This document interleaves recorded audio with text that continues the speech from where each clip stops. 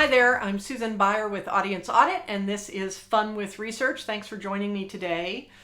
We've been talking about the results of a big study of agency leaders that we conducted called the Agency Audit to explore resilience and how folks were dealing with challenges and to what extent they were feeling challenges. And the results of the study that we've been talking about revealed not only 5 different sort of mindsets of agency leaders around sort of how things are going and how they think things are going to be going, but also made very clear that there are 3 strategies for building what I view as an unbeatable agency based on what the data has. And one of them that we talked about last week is having a thought leadership reputation as an agency and prioritizing maintaining and building that reputation. So we talked about that last week. This week, we're going to talk about one of my favorite topics, which is niche, because this is one of the other things that just shines through in the study for agencies that are having far fewer difficulties than the rest of us. Let me pull up my chart here and show you what I'm talking about.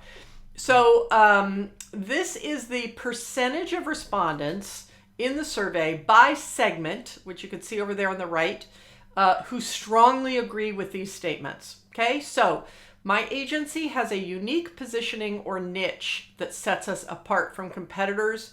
You could see that 90% of the respondents in the thought leader segment of agencies strongly agree with this statement, far more than we see from anybody else.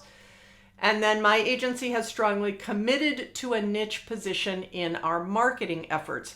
Again, 86% of those thought leader agencies strongly agree with this statement. So above and beyond, the segment that we refer to as thought leaders have embraced niche very, very powerfully.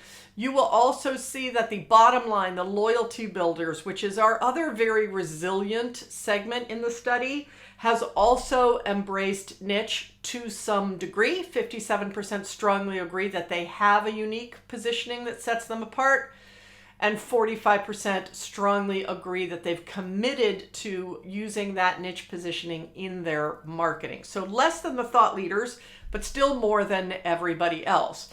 And, you know, niche, this is just one of those topics agencies hate to talk about. Nobody likes to do a niche. So we can argue about whether it's the right thing to do, but we can't argue with the data that shows that the most resilient agencies in the study say they have a strong niche and are marketing against it. Look at this for a minute. This is what is part of a strong niche positioning for these agencies. And they could choose more than one item on this list. But look, niche is based on a combination for these agencies of specific agency capabilities. 72% of them cited that. A specific client industry at 69%. Understanding of a specific audience at 66%. And specific client problem you are solving at 63%. And then, yes, the reputation of specific agency leaders or employees. Thought leadership in a specific area is also part of a strong niche positioning for 57% of the agencies in the study. So that have this strong niche. So really powerful sort of combination of factors that are making a really strong niche for those that have one in the study. What about the folks that don't have one in the study? Why not? So half of them say that they have trouble fitting their current client roster into a particular niche. And 49% say they have trouble fitting their expertise into a particular niche. And then we have smaller percentages that say they don't know how to figure out their niche. Some prefer to be generalists. Some haven't gotten around to it. And 23% cite another reason that they don't have a strong niche. Only 5% say they don't believe niche is important. So 95% of the agencies in this study without a strong niche positioning know they should have one, know that it's important, but they're not getting it done. And this challenge about, you know, we can't fit our current client roster or our expertise into a particular niche is often a failure to understand what a niche really is. And when you look at what folks are combining for a niche, it is not only specific capabilities or a specific industry, but it is also understanding a specific audience, solving a specific problem. So you can define niche a lot of different ways, and it doesn't always have to be, well, all of our clients are in one particular niche, or we're doing one particular type of project for them. So that's what's in the way for a lot of these folks.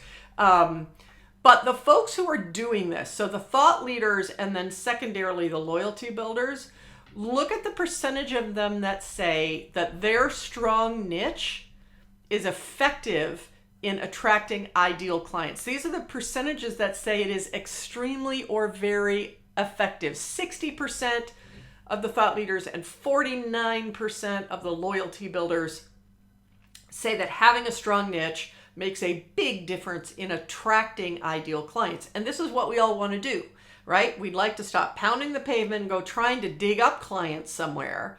We would like clients to come to us. And having a strong niche is working for the agencies that are doing that and that are talking about it. And I want to show you one other thing here. These are the percentages that say these things are their top 2 challenges. Okay, so by segment, let's look at prioritizing agency marketing efforts. All of the other segments struggle with this as a top 2 challenge more than the thought leaders and the loyalty builders. Salary levels, right? The other agencies struggle with this more than the other ones because you know what happens when you have a niche, when you are a thought leader, when you're doing those things together, you can actually charge more for what you do and salaries become less of an issue. Look at competitive advantage or differentiation. We're in the 30% for the other 3 agency types that are struggling. 1% of the thought leaders say they struggle with competitive advantage or differentiation. Only 13% of the loyalty builders. Same thing on having a reputation as a thought leader among their ideal prospects. And then risk of client defection is also lower because when you implement strategy number 1, have a thought leadership relationship.